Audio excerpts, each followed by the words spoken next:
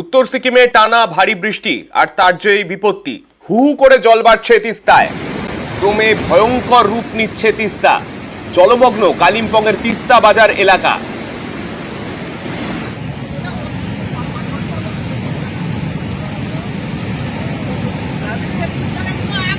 উত্তর সিকিমে ভারী বৃষ্টির জের, তার জেরে তিস্তা সময়ের সাথে সাথে আরো ভয়ঙ্কর রূপ নিচ্ছে।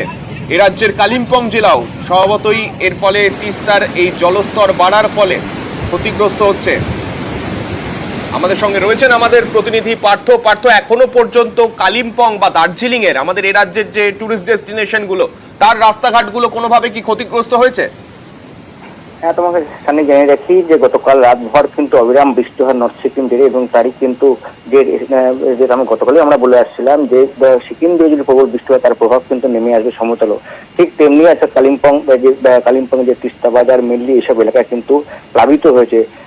মনে হয়েছে সকলে যে গত বছর অক্টোবরে 4 অক্টোবর যেভাবে তিস্তা বাজার যে জলমগ্ন হয়েছিল, একাধিক বাড়িঘর ধসে গিয়েছিল, এই তিস্তার গ্রাসের পড়েছিল একাধিক বাড়িঘর, আবারও কিন্তু সেই ভয়ানক স্মৃতি কিন্তু মানুষের সামনে চলে আসছে। এবং কালিম্পং থেকে যে দার্জিলিংগামী যে রাস্তা তিস্তা বাজার হয়ে, সে রাস্তা কিন্তু বন্ধ, কেননা তিস্তা নদীর জল রাস্তার উপরে উপচে পড়েছে, এবং তার জন্য কিন্তু দার্জিলিং এবং কালিম্পং এর মধ্যে যান চলাচল কিন্তু সম্পূর্ণভাবে এখন পর্যন্ত বন্ধ রেখেছে, এবং হু হু করে কিন্তু জল বাড়ছে।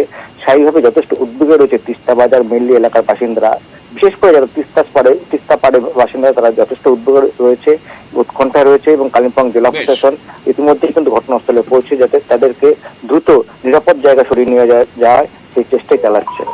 তুমি আমাদের সঙ্গে থাকো পার্থ। নর্থ সিকিমে টানা ভারী বৃষ্টিতে বিপত্তি, মঙ্গনে ভেসে গেল সেতু। লালবাজারের কাছে রিমিত খোলায় ভাঙল সেতু, মঙ্গনের সঙ্গে বিচ্ছিন্ন সড়ক যোগাযোগ। পার্থর কাছে আরো একবার যাব। পার্থ, উত্তর সিকিমের অবস্থা তো সময়ের সাথে সাথে আরো খারাপ হচ্ছে।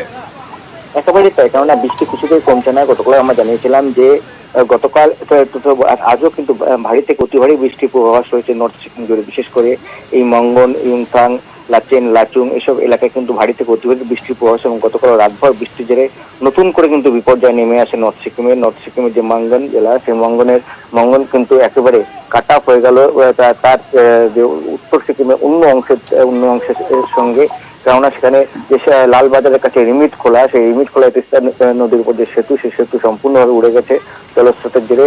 হয়তো সেতু মিশে গেছে এসে তিস্তা নদীর সঙ্গে, স্বাভাবিকভাবে কিন্তু আরো বিপন্ন হয়ে পড়েছে নর্থ সিকিমের বাসিন্দারা, বিশেষ করে মঙ্গন জেলার বাসিন্দারা। কেননা যে অন্যান্য নর্থ সিকিমের অন্য অংশের সঙ্গে যে সংযোগকারী যে রাস্তা সেতু ছিল এই রিমিট খোলায়, এই সেতুটিও কিন্তু জলের তলে ভেসে যাওয়ায় স্বাভাবিকভাবে কিন্তু উদ্বেগ উৎকণ্ঠা রয়েছে নর্থ সিকিম। বেশ।